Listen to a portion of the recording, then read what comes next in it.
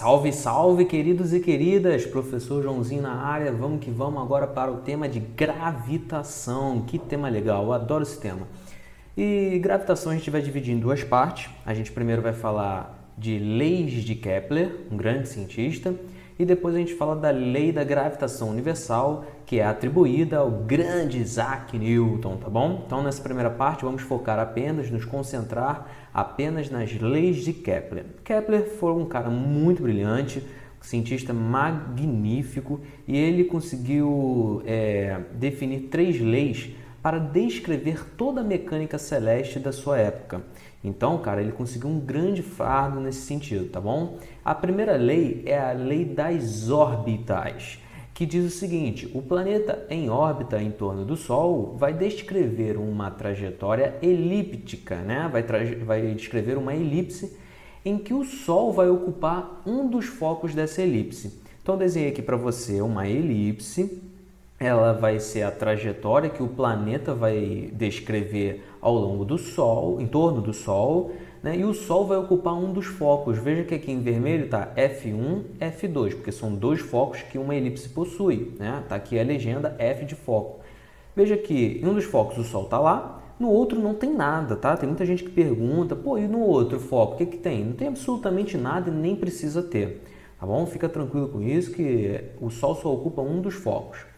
Veja que o interessante aqui, o que pode ser possivelmente abordado dessa lei, né? Além do conhecimento de que a trajetória não é uma circunferência, mas sim uma elipse na vida real, né? É claro que essa elipse, se você for pesquisar, dar uma pesquisada aí no Google, você vai perceber que essas elipses nem são tão exageradas quanto esse desenho aqui não, tá? Elas estão muito mais próximas de uma circunferência de fato do que de uma elipse propriamente dita, tá? Por isso que até mesmo se confundiu durante muitas épocas, historicamente, né, se confundiu como uma circunferência, além de que a circunferência era uma figura geométrica muito perfeita, né, para os antigos. Mas enfim, aí o Kepler foi lá e descreveu através da matemática, conseguiu descobrir isso, que as trajetórias são elípticas e não circunferências. Mas além disso, que pode ser cobrado de você, né, uma parte um pouquinho mais matemática, é o seguinte: veja que a trajetória elíptica, ou a elipse propriamente dita, ela tem uma coisa chamada raio médio, né? Porque você pode perceber pela figura que você tem uma distância aqui na vertical, uma outra distância aqui na horizontal. E aí você poderia se perguntar, nossa, na circunferência, João, eu consigo ver o raio. Agora na elipse, cadê o raio dela? Porque eu tenho um raio aqui maior, um outro raiozinho menor. Qual é o raio especial aí? Não tem raio especial. O que a gente pode tirar, né, é o raio médio, a definição de raio médio. Como que a gente faz isso? A gente faz uma medinha, como se fosse uma média aritmética. Na verdade, a gente vai pegar a distância mínima. Que distância mínima é essa, né? É a distância do centro a distância do centro do Sol, onde o Sol está ocupando um foco, até a extremidade da elipse. Mas vai somar essa distância mínima à distância máxima, que é a distância ali do foco onde o Sol se encontra até a outra extremidade da elipse. E vai dividir isso aqui por 2, né? Por isso o raio médio, beleza? Isso aí pode ser possivelmente cobrado em algum exercício, fica ligado nisso, tá bom? Então essa é a primeira lei, lei das órbitas. O planeta em órbita em torno do Sol vai descrever uma elipse e o Sol ocupa um dos focos. Beleza? Partiu a segunda lei então. Olha o que a segunda lei de Kepler vai nos dizer. É a lei das áreas. Isso aqui é interessante, gente. Ó, a linha que liga o planeta ao Sol varre áreas iguais em tempos iguais. O que isso quer dizer? Vem para cá para o slide. Ó. Gente, lembra do MCU? Movimento Circular Uniforme? O planetinha aqui, o móvel, né, ele vai descrever uma trajetória circular, uma circunferência em torno do centro dessa trajetória. Considerando uma trajetória não elíptica, mas sim circular, de um corpo em torno do Sol, ele vai executar um MCU, ou seja, a velocidade dele vai ser constante, né? A velocidade angular dele. E aí a gente pode dizer que ele vai descrever ΔS iguais em intervalos de tempos iguais, ΔS iguais em tempos iguais. No entanto, quando a gente verifica uma trajetória elíptica, uma trajetória que não é circular, o carinha aqui, o corpo, ele acaba, o planetinha acaba exercendo um movimento circular uniformemente variado. O que isso significa? Que ele vai executar deslocamentos diferentes em tempos iguais. Como assim? Botei aqui para você. Vamos botar aqui o corpo nessa posição inicial. Estou aqui primeiro com ele. E ele vai andar, vai se deslocar até esse ponto aqui futuro, beleza? Quando ele se desloca daqui para cá, ele descreve uma área, confere? E a linha que estava falando ali mais acima é essa linha aqui, muitos autores podem chamar de raio vetor também, tá bom? Enfim, o raio vetor, ou a linha que liga o Sol, o centro do Sol ao centro do planeta, vai varrer uma área. Isso certamente vai levar um intervalo de tempo, um tempo que eu vou chamar de ΔT1 para corresponder à área 1 que ele executa. Passado um tempo, olha aqui, o cara estava aqui, o planeta estava aqui, descreveu mais uma areazinha, isso vai levar um ΔT2. Aí vem para cá, futuramente, ele está aqui, vai descrever uma outra área, isso vai levar um ΔT3, um intervalo de tempo 3.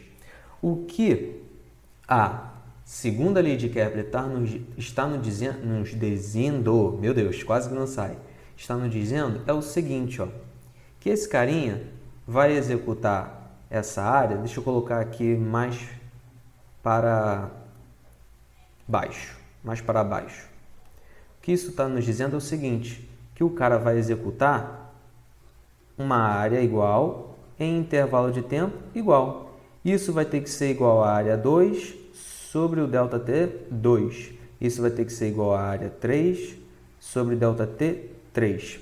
Isso, na verdade, ad infinito, ad eterno, isso tem um nome especial. Isso significa a velocidade areolar do planeta, que em módulo ela pode ser dada pela razão da área varrida. Então vou escrever aqui, área varrida, área descrita ali pelo planeta, sobre o intervalo de tempo, beleza? Isso aqui é uma definição muito importante, tá bom? E vejam que uma outra coisa interessante, já que ele vai descrever um movimento circular uniformemente variado, ou seja, velocidades diferentes aqui, de uma maneira geral, a gente sabe que no afélio, que é o ponto mais afastado do Sol, ele vai ter uma velocidade pequenina, tá bom? É a menor velocidade que o corpo vai ter, que o planeta vai ter. Aqui, no afélio, ele tem a velocidade mínima. E no periélio, que é o ponto mais perto do Sol, ele vai ter uma velocidade máxima. Por isso que aqui no desenho eu fiz assim, aqui ele está com uma velocidade pequenininha, esses tracinhos aqui, aí ele vai aumentando a sua velocidade até atingir a velocidade máxima. E depois ele volta a ter a velocidade diminuída, até ter a velocidade mínima. E por aí vai. Então aqui, do afélio até o periélio, nós temos um movimento acelerado. E do periélio até o afélio, nós temos um movimento retardado. Olha que legal, E para você ter aí um recurso mnemônico para decorar isso, afélio afastado, velocidade mínima. Periélio perto, velocidade máxima. Tranquilo? Então, bora agora para a terceira lei e a última lei, É a lei dos períodos. Olha o que ela diz. Os quadrados dos períodos de translação dos planetas são proporcionais aos cubos dos semi-eixos maiores de suas órbitas. Então, olha só, desenhei aqui duas trajetórias de dois planetas fora de escala e o Sol aqui ocupando um dos focos dessa trajetória elíptica, que os planetas executam em torno do Sol. O primeiro planeta, que eu estou chamando aqui planeta 1, tá bom? Planeta 1, vou deixar aqui descrito, planeta 1. E o de verdezinho é o planeta 2. O planeta 1, ele descreve uma trajetória aqui que leva um tempo T1. O outro planeta que vai executar essa trajetória aqui em verde leva um tempo para dar uma volta de T2, estou chamando de tempo T2. O que o Kepler conseguiu verificar é que esse período de revolução ou esse período de translação, né, ele é proporcional não ao raio, ele é proporcional ao raio elevado por 3 sobre 2, elevado a 3 sobre 2. Se a gente elevar ao quadrado nos dois lados, olha o que a gente vai encontrar, né? Se a gente elevar nos dois lados ao quadrado, a gente vai encontrar que t ao quadrado é proporcional ao raio ao cubo. Para tirar esse sinal de proporcionalidade e colocar um sinal de igualdade, nós temos que colocar uma constante de proporcionalidade aqui, beleza? E aí, olha o que a gente consegue encontrar, e na verdade, não a gente, né? O que o Kepler conseguiu encontrar. Que a razão do período ao quadrado pelo raio do semi-eixo maior, na verdade, né, ao cubo, isso é uma constante. Esse K aqui, ó, ele é uma constante, que futuramente, né, o nosso querido Isaac Newton conseguiu até descobrir quais são as constantes da natureza que estão dentro aqui dessa constante de proporcionalidade que o Kepler conseguiu encontrar, tá? Então, mais tarde, na segunda parte, a gente até dá uma olhadinha nisso aqui, o que tem dentro desse K. Então, um exemplo de como isso aqui vai vir cobrado numa questão ele vai te dar o período de revolução de um dos planetas, aí você coloca T1 sobre o raio, né, que ele possivelmente vai te dar também, ou vai pedir para que você encontre, e compare com o de outro planeta. Então, ó, T2 sobre R2 ao cubo. E se tivesse outros planetas, isso aqui continuaria, tá bom? Então, esse é o procedimento que você vai ter na hora de fazer algumas questões. Tenha isso em mente. Beleza, meus queridos? Então, a gente se vê na parte 2. Um grande abraço. Vamos que vamos, hein?